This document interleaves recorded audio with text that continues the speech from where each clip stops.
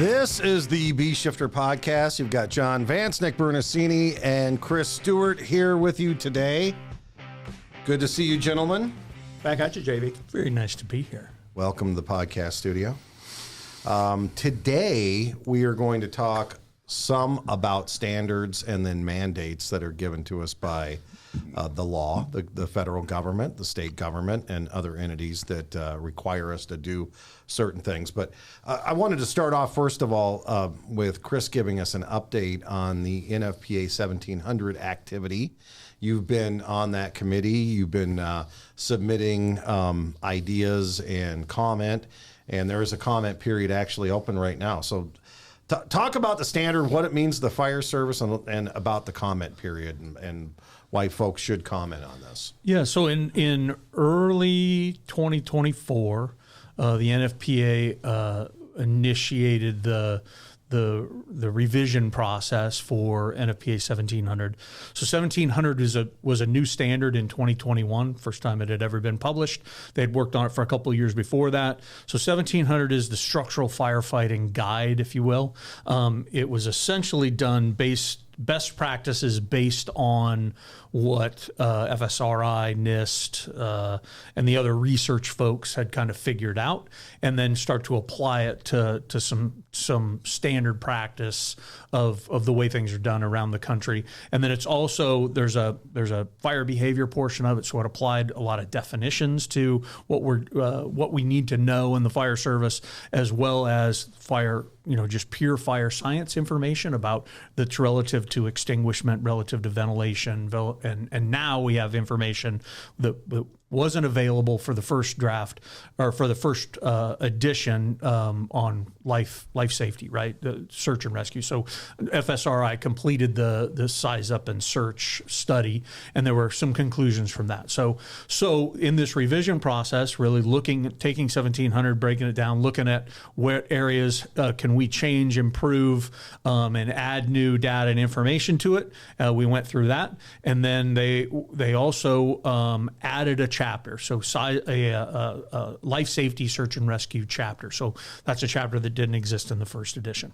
So in early 2024, we met virtually, worked over a couple weeks to kind of put together specific chapters that us as individual committee members were working on, and in late summer, then they produced the first draft revision of 1700. So that is now open and available for review, and then for public comment. So my recommendation is that folks should be engaged in this. Folks should be paying attention, know what was in there previously, now know what changes have been made, and provide some public comment, right? And I'll say that I feel pretty strongly about the work that's been done, and I think it's legitimate progress and making us better at our jobs, and giving us more of a standard to follow, a firefighting standard, because it really is kind of the only firefighting standard that the NFPA has. It doesn't have to do with equipment or staffing or anything else. It's just purely about the work. Tactics. Yeah, exactly, and the tactics to do it. So, I would encourage people to review, go in, provide some comments, and, kind of get engaged in it. It's pretty easy to want to beat NFPA up or any of the standards that we have, and then not do anything about it. So if you got an opinion about it, get in and read it, and, put something in, be productive, and then hopefully we build a better document because of it. We'll include a link to the comments and what's been changed in the show notes. So look there. Why is this something that is needed now versus what changed from 2 years ago when the standard originally came out that they needed to make some addendums to that? Well, I think, as with any of the other NFPA standards, there's a standard revision cycle for these, right? And so that we're at the 3-year cycle for this. The first draft really was the first draft of trying to collect all this fire behavior, fire research data, and put it together, and what does it actually mean? FSRI started with their tactical considerations that they built into their research reports, and then so kind of taking that, melding it with some incident command stuff, because there's a chapter 9 is all about strategy, right? And how we get to defining the strategy on the fire ground. And that's, firmly in Blue Card's wheelhouse, right? In that, we are the only certification that has to do with any of that stuff. So that's a focus of ours. And to be able to say, all right, fire service, here is best practice, because there really isn't any other standard that defines a tactics manual, I guess, if you will, for the nation, right? It's everybody's opinion. It's local thoughts, local best practices, and there's never been a national standard that connects it. So it doesn't tell you how to put out a house fire. It doesn't tell you how to put out a warehouse fire, but it tells you all the things that you need to consider in being able to do that and know and understand to be able to be effective at that. And then connect it with 1710, which talks about staffing and resources and all those other elements that give you the ability to respond to these fires, reasonably effectively. And so it's a pretty interesting connection, I think. One of the places they keep wanting to standardize a lot of times throughout my career was high-rise operations. And about, a couple times a year, somebody will come in and say, hey, you need some high-rise modules. And you're like, well, as soon as they agree on what a high-rise looks like, we'll start to do that. But they have a high-rise conference, they used to at least, every year in Chicago, and people would go, and that was going to be the thing, is they were going to output like a high-rise SOP. And all the high-rise fire tacticians getting together, I never saw it where they were going to produce anything except argue about one thing or another, standpipes and nozzles and the rest of it. So I think they ran out of whiskey. And that may be the other part of it too, right. exactly. Which is that's crazy, but yes. So, whenever anybody gets together to create a standard and say, "Here's some best practices," it's just going to naturally draw the flies and the rest of the stuff around it. No, you can't make us, and say, well, it's just good best practices is all it is. So we've had a couple meetings with Blue Card departments just because they've asked and their input. Yeah. And it was interesting how some of them, and these are urban departments that go to a lot of fires that they're certainly experienced, and they also have walked around the block with tragedy too. And so they're like, hey, you know what, if this becomes a more solid standard that reflects the way we do business and the way we manage incidents and our tactics, that we would start using this in our promotional processes, tied with all the other things we need. And I'm like, well, that's kind of a pretty strong statement, that if we can build, if they see the potential in building a strong enough standard that they're actually using their promotional process, then we're probably going in the right direction. Yeah. Well, it's like anything else. If you're certified in it, that means you understand it well enough to do it. So like you're a certified paramedic. Well, that means something. Is I can take a certified paramedic from any system and they can operate together. So I can move somebody from Los Angeles to New York, and in a very short period of time, they're providing ALS treatment. It's a whole different thing to try to do that on the structural firefighting side of it, because it's so idiosyncratic. Which is silly, because it's really a lot like EMS, is fire bad, water good. And I mean, that's kind of the same for all of us. So it's almost like we're in violent agreement about most of this. And really what people are hustling and bustling over are just the little nuances that occur a few seconds between each other. And no, you have to move this to the front. You're like, no, that's not the way this. And I think that's the good thing about the standard, is it tells you, no, this is what... This is why you do it the way you do it, and you get a bunch of experts together that understand that.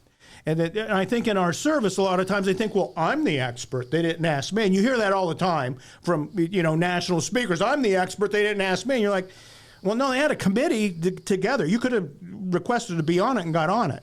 Well, no, they needed to ask me. You're like, no, they're not going to ask you because no one wants you around is really what it is. And so you have to include yourself. And so if you're not willing to do that much work, then maybe just be quiet and talk about the old days. So, well, standards matter. I mean, either you're an authority having jurisdiction in a fire department that pays attention to standards and try to follow the standards. And even though, everything that I would reference in my old job was there's nothing enforcing us to follow the standard.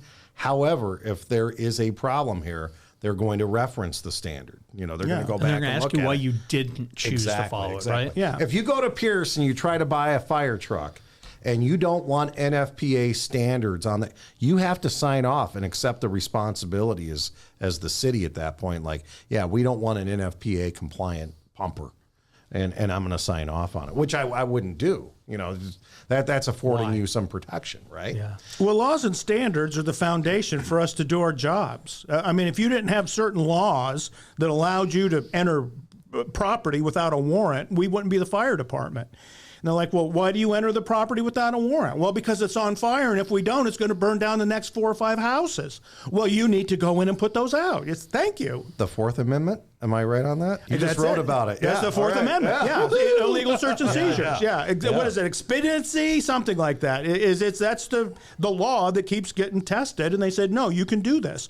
And when you look at the legal cases, now it's not only can you go in and do that, is you can investigate now the cause of that fire. And there's certain things that you have to abide by in the investigation because it's private property. But that gives us, the government, the right to enter somebody's private domain, which is you have to have constitutional approval. That's where that law kind of finds its source from. So that's how the cops get in trouble so regularly. Yeah, exactly. Violating that pesky Constitution. Yeah. Well, when you violate people's civil rights, those are the biggest payouts. Oh, yeah. And the police do it. We do it to citizens through law enforcement, but inside the organization, we do it to our employees with employment practices we shouldn't be doing. Like doing the wrong thing at the scene of a hazard zone, taking the wrong action. Well, if you're not following standards, the employer becomes complicit in that and has some legal liability for it. So, that's part of the risk management piece for other people is the people that do after-action investigations and the BNR and investigators, they have certain risk managements. Well, we use a different scale for delivering public emergency services to people. And, we'll take a big risk to save savable and, that algorithm. So, and the fire service is really probably over the decades made a sport of, disregarding or shit talking standards and those types of things, and yet not doing anything about it, right? So creating chaos, and then there's departments that are, well, we're too big to do that, and there's departments that say we're too little to do that, and everybody's got an excuse. Well, I kind of feel like the system needs to get engaged in it, make the system or make the standards right, and they can make our service delivery, and they can make the safety and the outcomes for the firefighters a little bit better. So it doesn't make any sense to me to just shit talk them. Well, and here's a good segue into why standards are important, because they end up becoming law. Is this fire brigade standard that OSHA's talking about, or fire brigade? They call it a standard or a law or a.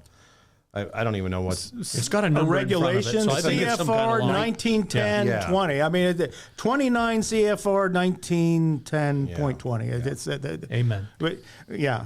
So they're looking at 21 new standards from NFPA that will be part of that new OSHA, and then also parts of 14 other standards will be in there. So you're talking about a wide swath of work that's been done in the fire service in the last 50 years that will now go into this document if indeed it gets approved. And, there's been all kinds of consternation about it because, we're going to lose firefighters, or we're going to have to close our doors, or it's going to cost too much money. So let's talk about the OSHA standard and why that really matters with the NFPA and how things line up. And, one of the things we talked about, and it was one of our most listened to podcasts, was when we weighed in on 2 in, 2 out, because that really got the talk going, right? People were like, well, what do you mean they're going to mandate 2 out all the time, even if there's an imminent rescue? So what do you know about the OSHA standard? And let's talk about what good there is in that, because there is some good. There's a lot of good for the fire service and the safety of our people. Well, if you start with 1,500 as the standard, when that came down the pipe, that was that wasn't just a deal where they said, okay, the NFPA got together, wrote a firefighter safety standard, and then the fire service embraced it. It was more voracious than what's going on right now. Is because that was the first time. Death threats, right? Yeah. The folks participating in that committee? Yeah. As the chairman of the committee got death threats sitting at his desk, and it was from firefighters, right. Maybe fire chiefs. In fact, as a group, the fire chiefs were opposed to it. They said, no, you're not going to tell us how we take care of our firefighters in my city. And they're like, well, no, this is just occupational hygiene and law. I mean, you can't keep sending firefighters into burning buildings without SCBAs, without respiratory protection. That's negligence. So you can't. Well, no, we can't wear SCBAs. Well, I heard that in my own fire department. Oh, we have to wear these damn bottles. And you're like, well, if I didn't wear that bottle, I'd probably be dead now. As I do a set of things that I craze the face piece in it, and that's death if it's not on your face. Oh, no, it isn't. You thought you're a scientist now. Okay, this is great. So 1,500 passed, but that took a Herculean effort. After that passed, the head of the IFF, the president, was a guy named Al Whitehead. And he got together with the guy who was the chairman of the 1,500 standard, Alan Brunacini, and he says, Alan, we need a staffing standard for the American Fire Service. And the 1,700 standard was born. So they took that, and off their success of getting 1,500 passed, now they take 1,700, and that didn't pass. It was a political impossibility because the volunteers opposed it over political reasons that really had very little to do with the standard. It was road rash between two organizations, and like a feud. I'm going to get you, I owe you, back and forth. So 1,700 ended up getting split into two standards. So you got 1,710 and 1,700, 1,700 being the deployment, and then the tactics on the other side. Well, really, you could almost... The deployment standard said this is the staffing you should have. Well, because they voted it down, now the union's like, well, this isn't good. We need a staffing standard. Well, at the time, the president was a guy named Clinton that the union helped get elected. So they go to Clinton, and he's like, hey, man, I don't do anything with standards. That's the private organization, the Nfpa. You guys know that. And he says, all I got as president is Osha. And he says, I can do something in Osha. And that's when 2 in and 2 out was born. So when we implemented 2 in and 2 out in my fire department, that was the very first time in the history of the PFD that the union co-taught the curriculum with the chiefs. And you had a union vice president with the battalion chief teaching the troops, this is what 2 in and 2 out looks like. And really for our fire department, it was kind of invisible because we were, in 98% of the city, we were always 2 in, 2 out all the time. It was rare when you had less than 6 to 8 people on the scene in the first minute or two. We overcomplicated it for a minute, and then everybody kind of settled down, and then we got into, all right. So, and that's where it came. So, like, within our own organization, well, 2 in, 2 out is just ridiculous. It doesn't really affect us, and it's nothing we have to worry about it. You know, and like any other thing in the fire department, we announced that the 2 out is set, and blah, blah, blah, blah, blah, blah. Well, that was an effort of staffing, because 2 + 2 = 4. Well, then it became a tactics thing, and that's what everybody's arguing. Well, if I have to make a rescue, why do I need the 2 out? And really, it's really kind of a silly thing we're arguing about, because 4 people do not make a fire attack. When you look at 1710, is you need to put, within the first 10 minutes, about 20 people on the scene to do a fire in a 2,000 square foot 2-story house. So I think if we use that as the metric and say that's what it is, and we all kind of agree on that, then the tactics, we can, like the people that want to search ahead of the fire, we're not going to do that ever, because it just doesn't make sense. It makes it less safe and less effective, and you cause more problems. It's stupid. It's like, okay, I'm going to build a house, but I'm not going to use a saw. I just want to use an axe. Well, yeah, okay, bye. That's good. So we can argue about tactics all day long, and you're going to adjust the tactics based on your deployment capability. So in my over 40 years I've been doing this, nothing has outperformed putting water on the fire. It's going to save more people. It's going to save more property than any other. All the other activities the fire service does on the incident scene do not do as much as putting water on the fire combined. Total, period. We should quit arguing about that. That's just the way it is. Sorry, that's water good, fire bad. That's science. And so the rest of it, how we search, should support just safe, effective practices.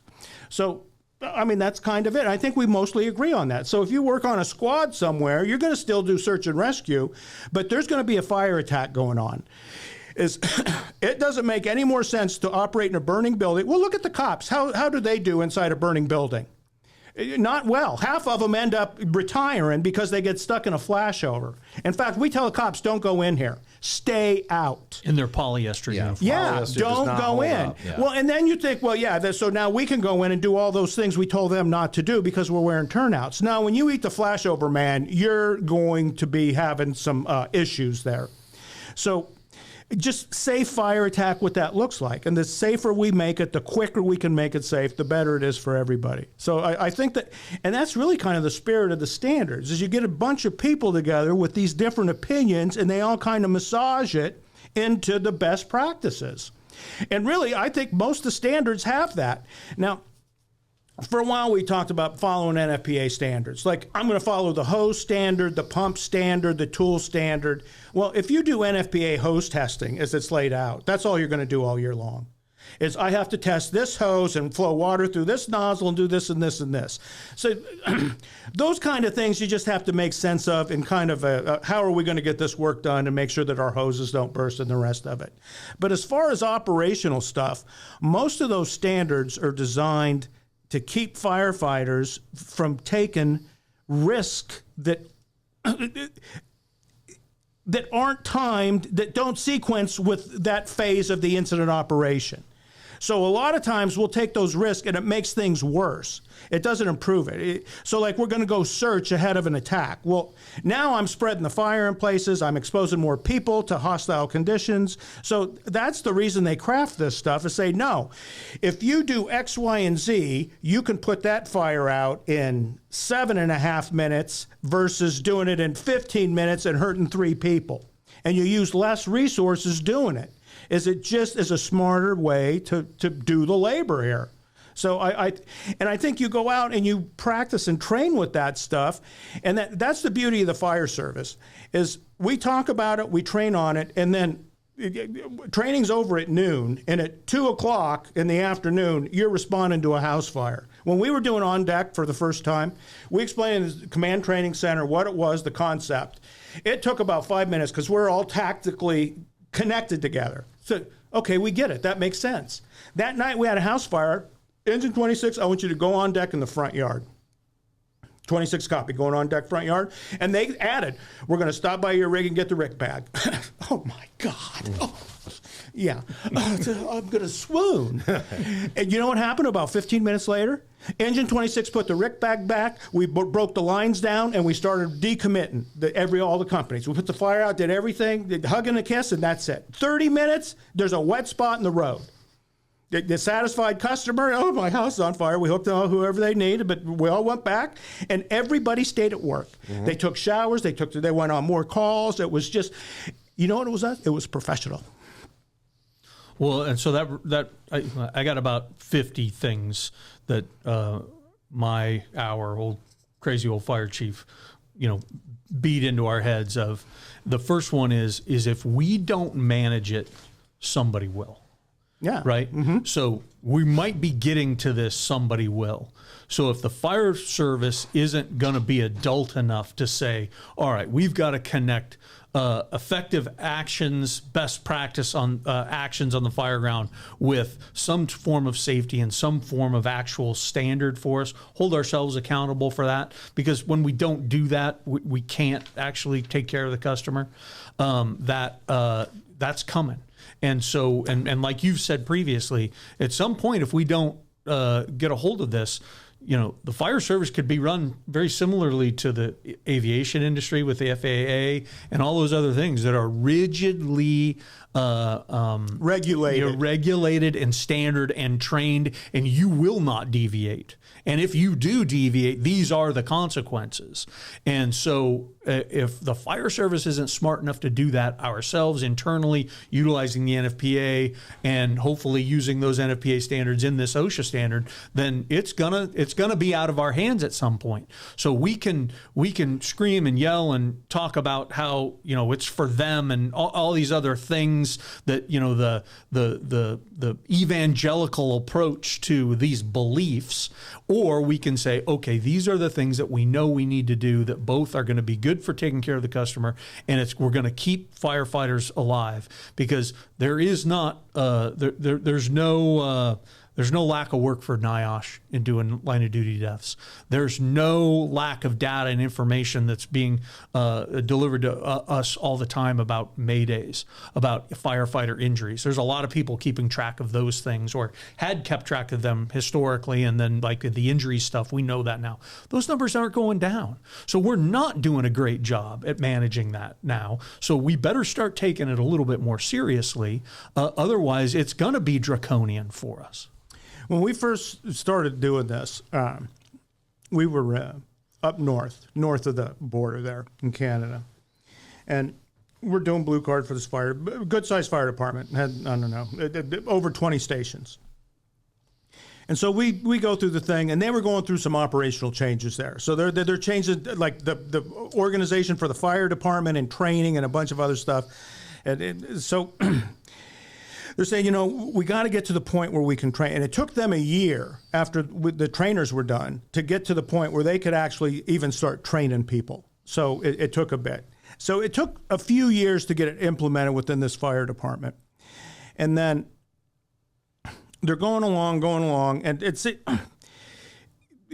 their blue card makes it better in bits. You take bites out and say, okay, I'm going to fix this and this, and that's kind of the way it goes. Is people focus on fixing the problems that they were looking to solve when they came across blue card. Say, okay, I need to fix this and this and this, and then when that's done, I can fix the other stuff on this end. So they're doing the typical thing. They're going through and they're restructuring and doing their stuff. 3 or 4 years into it, they drop out, and they call and they said, we're having some issues with the labor side, and they're trying to stop some of this stuff. And you thought, okay. Well, in Canada, there is liability exposure to the chief officers, where if something goes wrong at a call and they find that you weren't doing everything you were supposed to, is they have put fire chiefs in jail in Canada for that. So that's kind of the system they have up there. So anyway, this particular person that kind of stopped it ended up promoting a few years later. And then the way they do promotions there is kind of different than I was used to. And so this company officer ends up promoting to chief, and then like 6 months later is the ops chief running the whole operations division. You're like, this will be interesting. So, and this was the person who got the program pulled. When he became the ops chief, you know what his first order was that he wrote?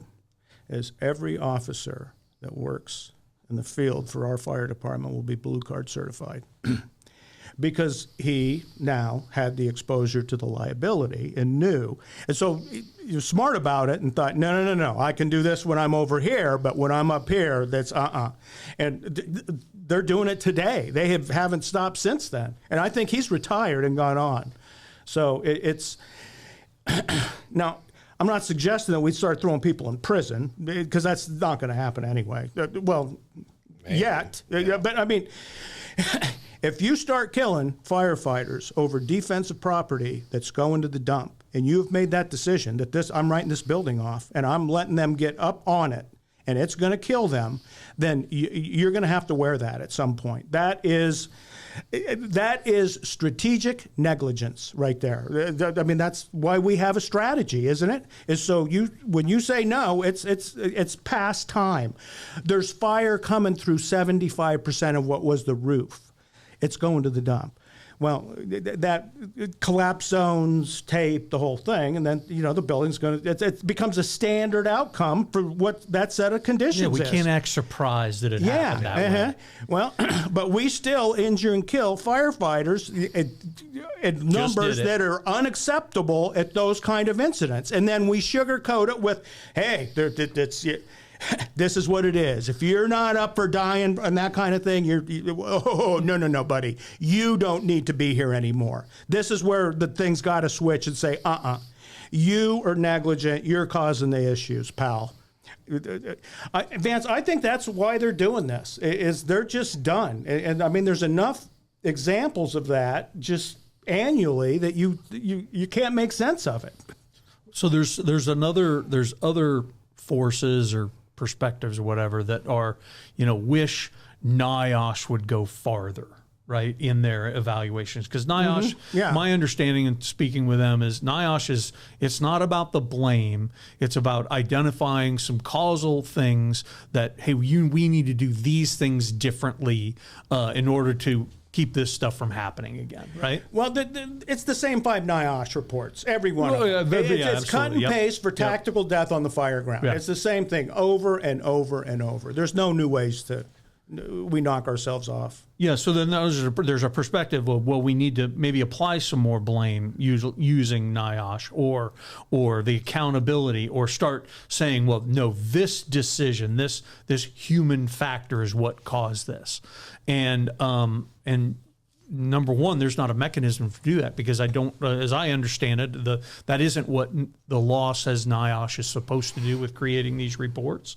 And so if these changes happen in the OSHA standard, we may be getting closer to that, to where there's an evaluative process that NIOSH does over here, but somebody else now is going to starting to have a looking for blame rather than looking for what do we need to do better. See, just within our service, the concept of search and rescue and how that takes place is about 4,000 people die a year in structure fires, and that's too many. I mean, and so we design buildings. There's fire protection systems. There's early warning, smoke alarms, all those kind of things to stop that. And they put those in because the products of combustion are so lethal. So you hear people saying, no, we have to get in and search every building that's on fire, and we have to search the whole thing. And you're like, well, no, that's not really what a fire attack looks like. Is you're going to do search and rescue, but that's going to be part of achieving fire control. Is if you can't quickly control the fire in that building, is it will possess all of the building and there will be nothing left to search, and then that's when your maydays start going crazy. So if we devote the initial operation to controlling the fire, keeping it in its place, protecting all the interior spaces of that structure to keep them survivable, and then once we get control, figuring out, okay, now that we've protected in place, which is the tactic we've used for the last 60 years at least. So that kind of becomes part of that effort. And I think that's where when you get together and have these tactical discussions, that people will think, well, there's really not that much difference between what we're talking about here. Yeah, in fact, the busiest search and rescue crews in the world are probably in New York City as rescues in high vertical buildings.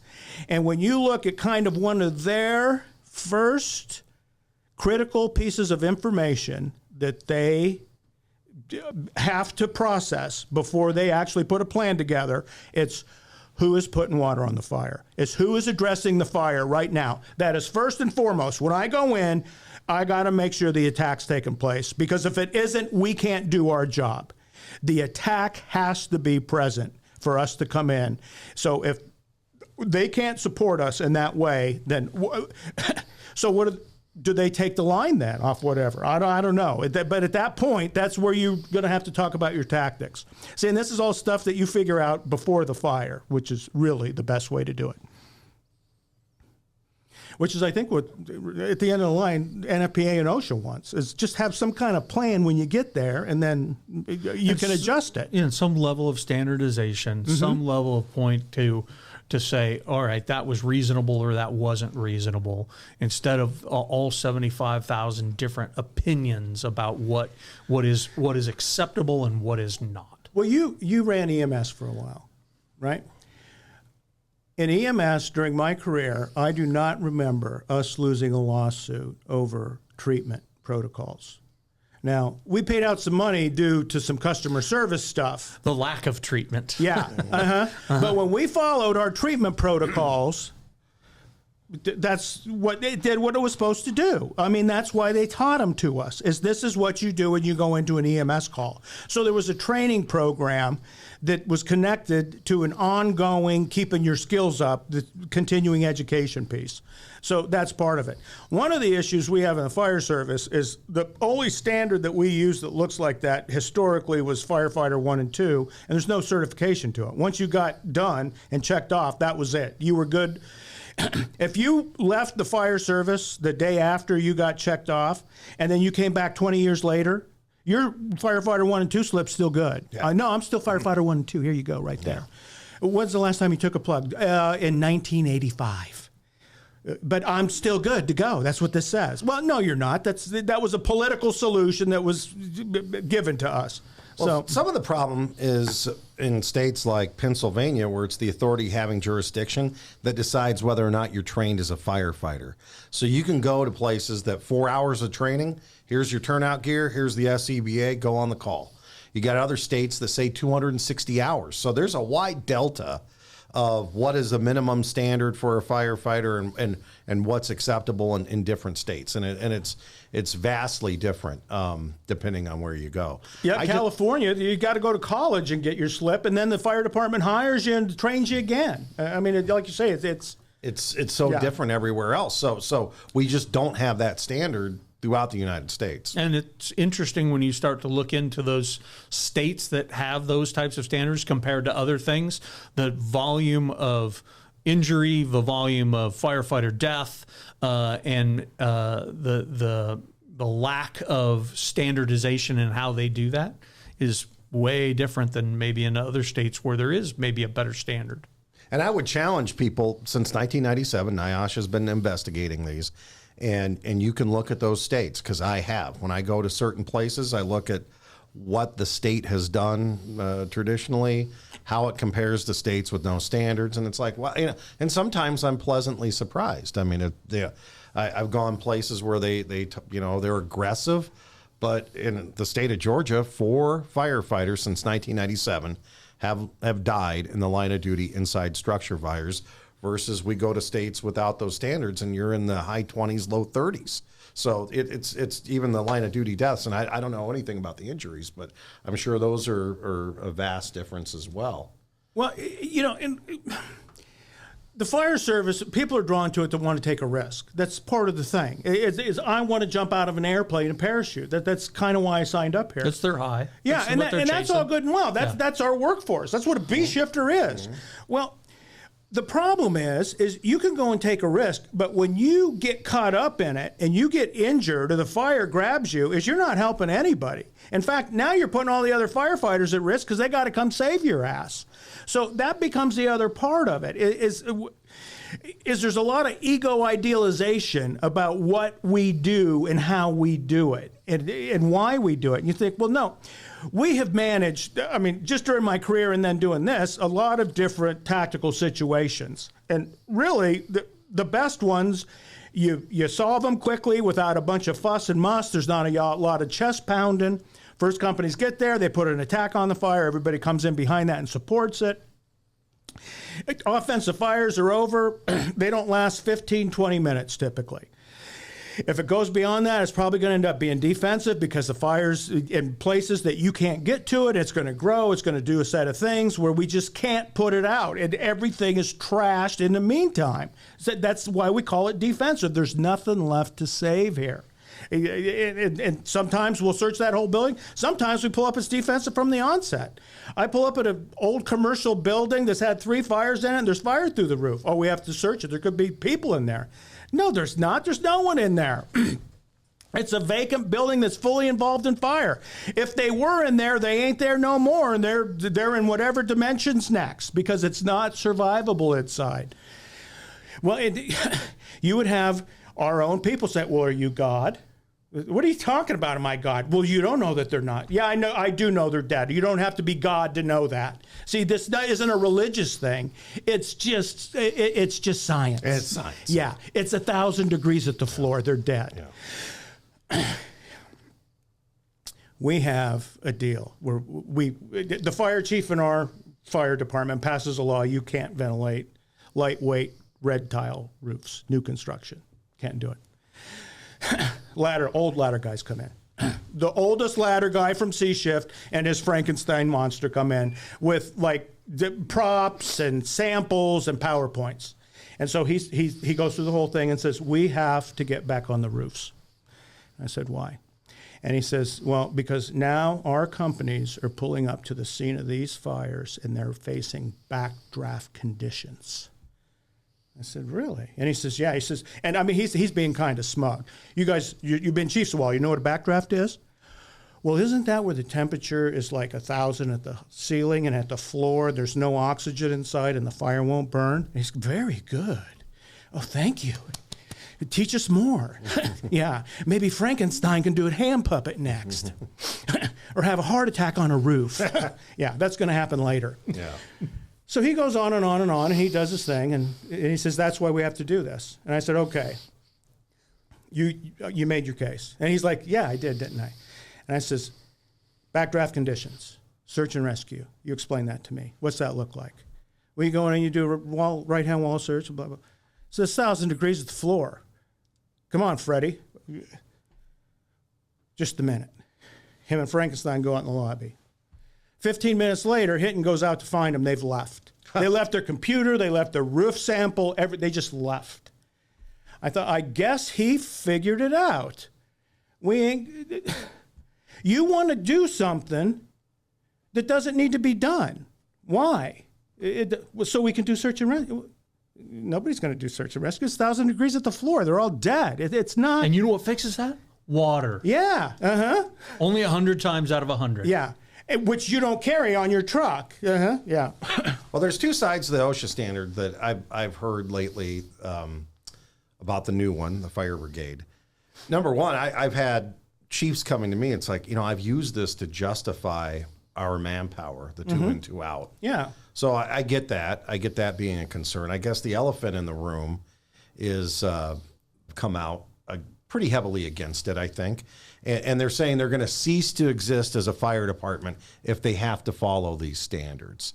And that's really the elephant in the room, because now they're threatening, that you're not going to have a fire department any longer if we are forced to follow these standards.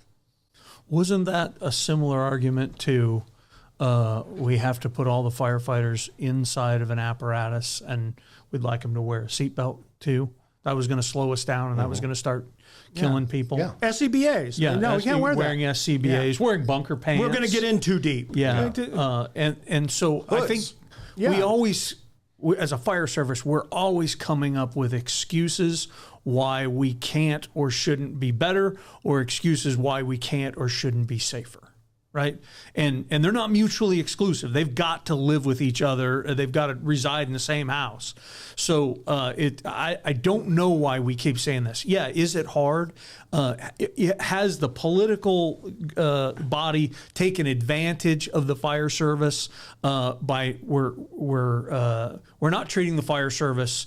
Hell, in the city I came from, they're not treating the fire service, giving it the resources that it needs to actually do the job they expect them to do, right? Because now we've got new areas with huge distances between fire companies, and but they're jam packing all these brand new homes and mid-rises and all those things in there and creating a bigger threat. And so we don't have.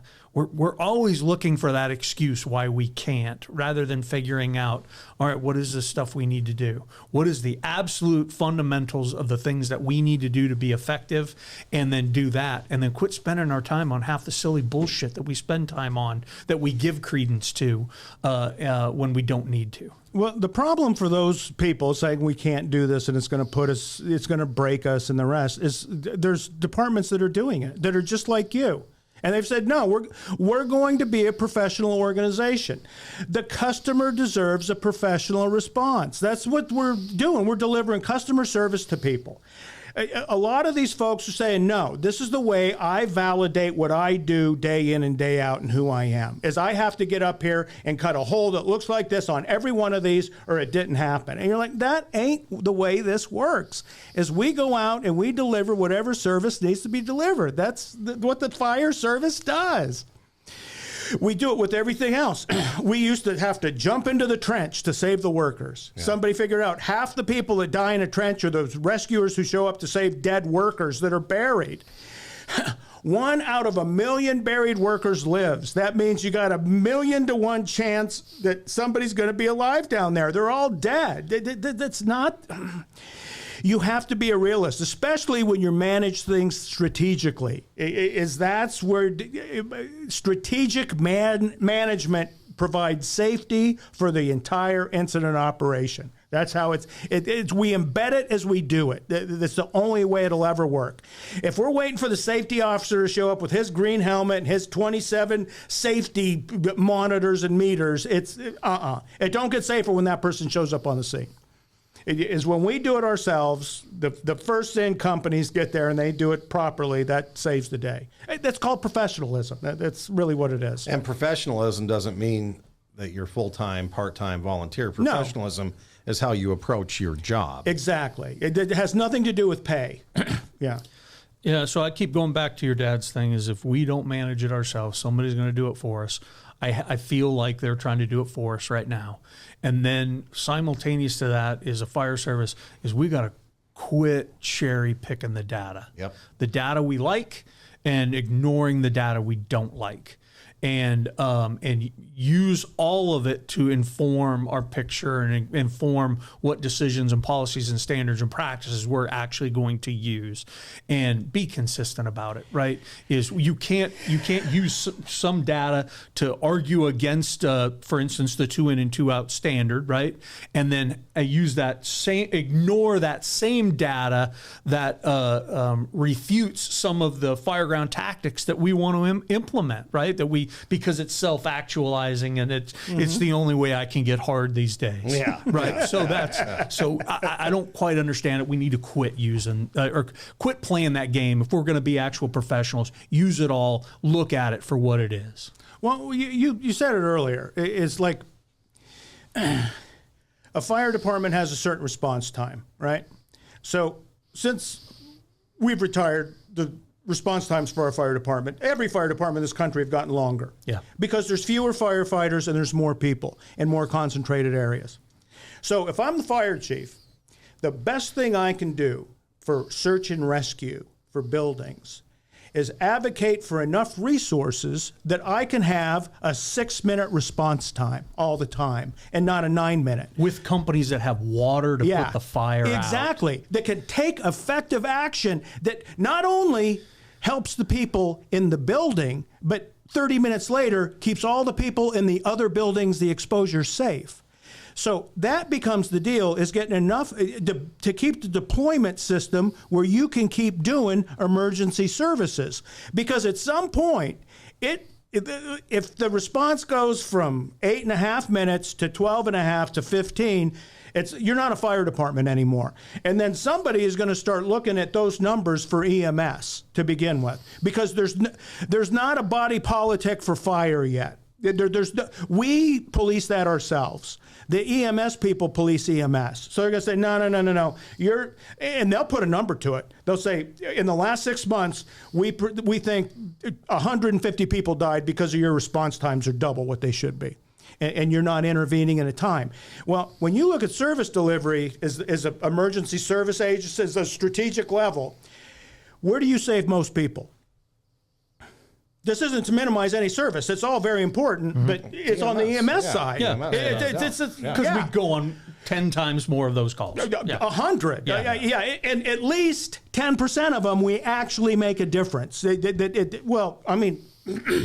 10% of the time, that's pretty good. That's one a shift at least. Yeah. So science has made it go up, because when we show up, we're doing different things than we did way back when. Yeah. And we're actually more successful in reviving people. Yeah. That's crazy shit. The same thing with fire. So that becomes the deal.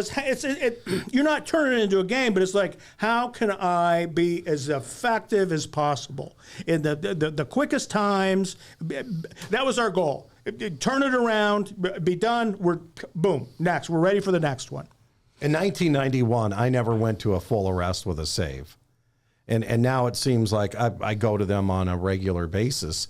And then we get new things introduced to us, like double sequential defibrillation, treating with the sustained VFib by sending them over to a special unit, and we identify that in the field. No one wrings their hands and gets upset about this because regular defibrillation used to work. No, it's like, okay, we're going with the doc, right? And we're operating under that doctor's license too. So we don't call the doc and go, hey, I just read some shit on the internet that says what you're telling me to do is all bullshit. Yeah, well, so we're doing- going to give you it this way. Yeah, we got a Firefly light, hooked up to a 100 megawatt battery. We just stuff it right up the patient's. That seems to work. It disaffects them. Yeah. All right. Anything else on OSHA? Well, if you do it yourself, then you're in charge of your own existence, Right. which is good. Take it That's what you serious. want. Yeah.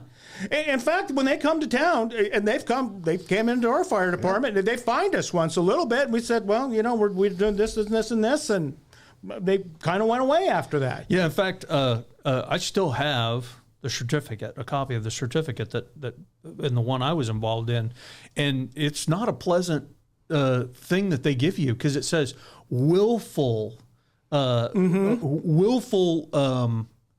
disregard of your standard or the standard. Yeah. And please pay us. And like they say it really clearly. They don't say it nicely. It's not in a massaging way so you feel good afterwards. Yeah. No, no, this is exactly what it was.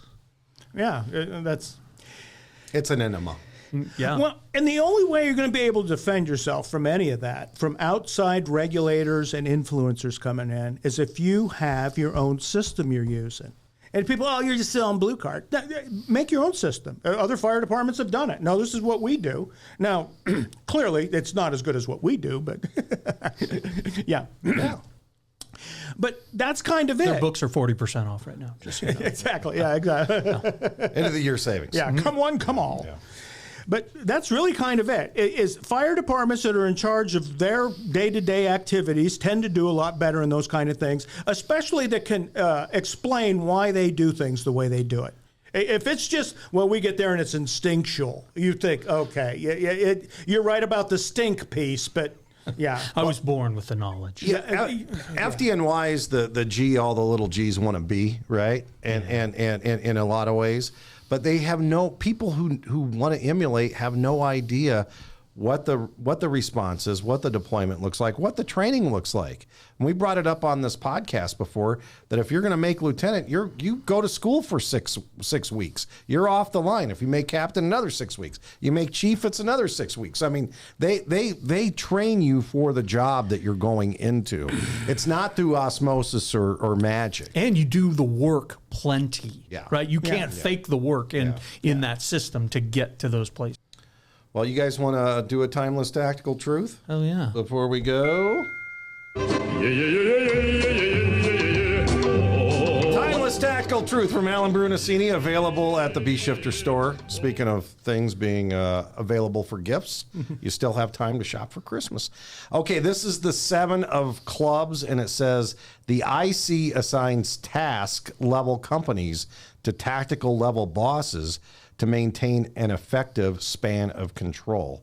Again, the IC assigns task level companies to tactical level bosses to maintain an effective span of control. Yeah. Supervision in the hazard zone, because a lot of times we'll go into a department that says, we want to use our captains for this. We want to use our company officers to manage the division to reduce the span of control. That's not what Bruno's talking about here, is it? No. Until you assign those task level resources to a tactical level supervisor that is providing entry control for the attack position, you have not balanced your span of control. So if you assign that to a working company officer who is on the interior of the building, that doesn't do anything. Calling Engine 1 Alpha does not do anything for your span of control. You may think it does, or I It read makes you this. feel better, but it didn't improve the work. Doesn't do anything. Yep. And in fact, it confuses it and causes more radio communications later. So that's what we're talking about. And it's odd because you go to those departments and say, no, our company officers can do this. And you think they may have the skill set to do it, but they do not operate in a position they can do it. So no, they can't do it like that. It doesn't work. And they say, well, yeah, it works all the time. We haven't had an issue. Well, yeah, you haven't had an issue yet because you haven't had to maintain entry control.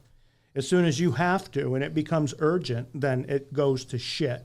And what that will happen is it will be followed. If you can't resolve the reason that you needed entry control within 2 or 3 minutes, then you will have a fleet of maydays and you're done strategically. You will lose control strategically and you will not get it back again until you establish tactical level officers. And then these departments that think you can do it with working company officers, I ask them, do those same working company officers do the evaluations for the other company officers in your department? Do they approve vacation leave for the other company officers in your department? Do the other company officers report to those company officers? Well, no. Well, then why would you have them do that on the fire ground? You should have a supervisor boss there. That's what this is calling for because you couldn't put it out initially. And as you're going to escalate and put more people in, you need to put the supervision and management pieces so you can maintain your strategic control over the thing. Yeah, the position and function of all task level resources. Right. Yeah, they've been successful at it because of accidental success, and they have not gotten to a position where the words Mayday, Mayday, Mayday has been uttered on the fire ground, because there is not a company officer level person playing the role of a tactical level boss working in the hazard zone that has the capability and capacity to manage a Mayday at the tactical level with all the resources and all of the other things that need to go along with it effectively. So they've nothing bad has happened yet, and nothing has happened yet to prove to them it's not effective. You don't have to touch the stove yourself to learn that the stove is hot. Other people have learned that it's hot. So it probably would make sense to pay attention to what other people have going on in the fire service, because we've learned that lesson. They call that operating on borrowed time. Yeah, no shit. See, and then when it breaks, it breaks. You're screwed. And in fact, in our deal, the experience we have is what I took away with it is there should have been 16 coffins. Yeah. Because you had a 25,000 square foot roof structure burned for an hour that did not collapse on 16 firefighters trying to pull a dead guy out of a building. I hadn't listened to that audio in a long time, maybe like 10 years ago, and I just went back and listened to it because I was teaching a class about that incident. And what you're saying couldn't be more true. There is zero reason it wasn't it wasn't mass casualty. Right. And you know who you didn't hear from in the aftermath of that for years, or the people that are pissed off about Osha and the Nfpa and everybody else, is that the cheap noise is all that is. They ain't paid a bill yet on it. You talk to anybody that's dealt with that kind of a tragedy, it changes you, man. If it doesn't, there's something wrong with you. Chief McAmey from Worcester, if he hadn't plugged the hole at the cold storage fire and stopped the other crews from going, he knew 6 were already gone. The 4 that had gone went into rescue 2, and the fire was just overrunning every position. So he stopped another dozen from going in. And if he hadn't have been there to do that, it would have been we didn't. 16. They finally were able to organize it, but an hour under pure luck. Pure luck. Oh, it was, yeah. No, it's yeah, it still curls your toes. It's nasty. Well, that's where it all came from. We use company officers. That's the day we stopped. Said, this doesn't work.